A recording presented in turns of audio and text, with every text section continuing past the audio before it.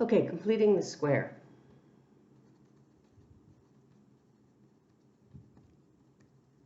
What is a square anyway, Dave? Well, this is a square. Okay, it's a binomial perfect square. If I multiplied it out, we're putting it like this, and actually multiplied it all out using, in the old days, I think we called it FOIL. I'd have a perfect square trinomial. So this is a perfect square. It is, because I know about that. Okay, so sometimes you're in this situation where you'd like to solve by factorizing, but this is not a perfect square. Maybe it's equal to 0. You think, I'd like to solve this. I don't know the quadratic formula, so I'm going to complete the square. So here's how it works. I put this kind of by itself. I'll send this one over here. And if I had in here, this, you can see it, half of that squared gives you the perfect square. So I'm going to cut this in half the b term we'll call it, and we'll square it and we'll add it on. So I'm going to add on 25. But I have to do it to both sides to make everything kosher. So on this side, I get x plus 5 squared, that term factorized, and on this side I get 24. And I can solve, not that you're interested in that, but by taking the square root, plus or minus the square root, we call it, of both sides, which ends up being, plus or minus, I don't know if you remember that this is the square root of 4 times the square root of 6, to root 6. Okay, so I get x equals negative 5 plus or minus 2 root 6, and it's kind of looking like that quadratic formula answer. So what you were doing was so clever, whatever that person did. They had a really good setup, and they saw that if they added b squared, it would really work out nicely.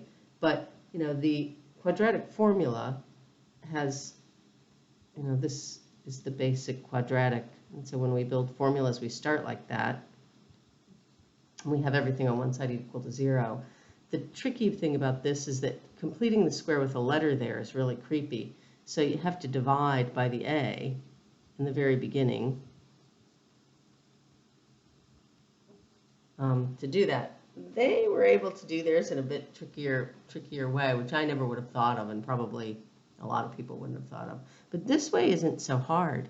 If you just kind of go through the procedure of what I just did up there, and you take half of this and square it and add it here. So you get b squared. Now let's do half of it and square it. It's easier to see. Okay, so we'll go b on 2a. That's half of that squared. And over here, I'll put the negative ca, because it has to come over, and then I'll add this on again, because I can't just add it to one side of an equation.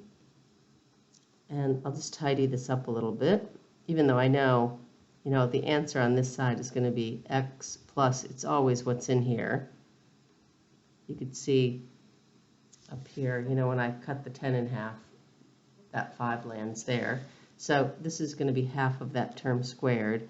And on this side, I'll just tidy it up. I'll actually square that, and I'll get b squared over 4a squared minus c on a. I haven't done this in a long time. And then to solve, I'll take the square root. So plus or minus the square root. I'd like to make this tidy. To subtract fractions, I need a common denominator. So I'm going to multiply that by 4a on the top and the bottom. So I get b squared over 4a squared minus ca, I guess 4ca. I need a 4a over 4a squared.